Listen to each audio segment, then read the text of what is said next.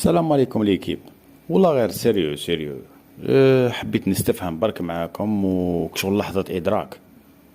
علاش الفقر ديما مربوط بالقباحة وبالعياط وبالزقا ديما هكذايا.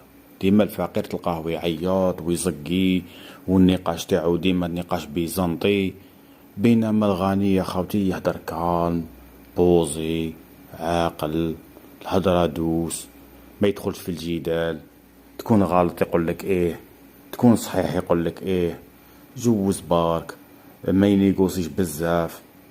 ما والله غير سيريو لحظة ادراك. سيتادير الفقر هدايا ديما مربوط بالعياط وبالزقا بالجدال وبالديما، بينما الغني لا، تروح روح تجي ارواح.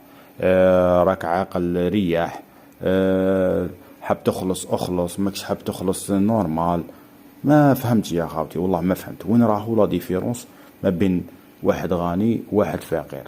جوست ما تشوف الشخصية تاعو يعيط، سيتادير هذا فقير، ميم فقر مونطال. ويلا شتو سيد بوزي وكالم وعاقل ويبوكيني وساكت، سيتادير السيد هذا ريش، يلو كان يكون ريش في عقله، سيتادير انسان رافد في مخه عنده باكاج. والله اعلم، وشاركونا بافكاركم.